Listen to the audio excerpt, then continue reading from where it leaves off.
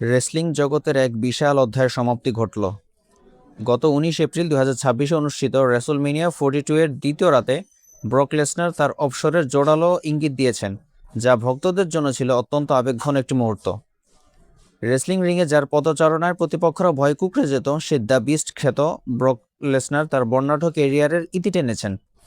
দীর্ঘ ২ দশকেরও বেশি সময় ধরে আধিপত্য বিস্তার করার পর রেসলমেনিয়া 42 এর মঞ্চে তিনি যে দৃশ্য উপহার দিয়েছেন তা রেসলিং ইতিহাসের অন্যতম আবেগময় মুহূর্ত হিসেবে স্মরণীয় হয়ে থাকবে। এবারে রেসলমেনিয়ার ৪২তম আসরে ২৭ বছর বয়সী ওবা ফেমির মুখোমুখি হয়েছিলেন লেসনার। প্রায় ৫ মিনিটের এক বিধ্বংসী লড়াইয়ের পর ওবা ফেমির কাছে পরাজয় বরণ করেন তিনি। কিন্তু ম্যাচ শেষের দৃশ্যটি ছিল একেবারেই অভাবনীয়। ম্যাচ হারার পর লেসনার রিংয়ের মাঝখানে তার বুট জোড়া এবং গ্লাভস খুলে রেখে আসেন। রেসলিং এবং কমব্যাট স্পোর্টসের ভাষায় এটি হলো অবসরের একটি চিরাচরিত প্রতীক।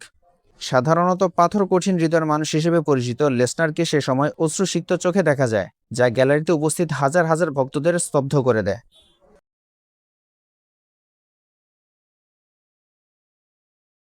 ২০০২ সালে নেক্সট বিগ থিং হিসেবে ডাব্লিউডাব্লিউইতে অভিষেক হয়েছিল তার। মাত্র ২৫ বছর বয়সে সর্বকনিষ্ঠ ডাব্লিউডাব্লিউই চ্যাম্পিয়ন হওয়ার রেকর্ড করেন তিনি। মাঝে ইউএফসিতে গিয়ে হেভিওয়েট চ্যাম্পিয়নশিপ জিতে নিজের সামর্থ্যের প্রমাণ দিলেও ২০১২ সালে আবার ফিরে আসেন চিরচেনা রিংয়ে। তার ক্যারিয়ারের সবচেয়ে আলোচিত ঘটনা ছিল রেসলমেনিয়া 30 এর দি আন্ডারটেকারের অপরাজিত ধারা বা স্ট্রিক ভেঙে দেয়া। ১০ বারের এই ওয়ার্ল্ড চ্যাম্পিয়ন কেবল একজন খেলোয়াড় ছিলেন না, তিনি ছিলেন ডাব্লিউডাব্লিউই এর হাইয়েস্ট পেইড অ্যাথলিট। অনেকেই মনে করছেন ৪৮ বছর বয়সী লেসনার হয়তো অনুভব করেছেন যে নতুন প্রজন্মের কাছে মশাল হস্তান্তরের এখনই সঠিক সময়। ডাব্লিউডাব্লিউই এর প্রধান কন্টেন্ট অফিসার ট্রিপল এইচ এক সাক্ষাৎকারে জানিয়েছেন, লেসনারের এই সিদ্ধান্তটি পূর্ব পরিকল্পিত ছিল না, বরং রিংয়ের ভেতরেই তিনি তাৎক্ষণিকভাবে এই সিদ্ধান্ত নিয়েছেন। বয়সের ভার এবং দীর্ঘদিনের শারীরিক ধকলের পাশাপাশি ওবা ফেমির মতো উদীয়মান শক্তির কাছে পরাজয় তাকে নতুনভাবে ভাবতে বাধ্য করেছে। ব্রক লেসনারের বিদায়ের মাধ্যমে একটি যুগের অবসান ঘটল। রিংয়ের মাঝখানে তার ফেলে আসা বুট জোড়া কেবল তার অবসরের ইঙ্গিত নয়, বরং এক অপরাজেয় শক্তির বিদায় বার্তা।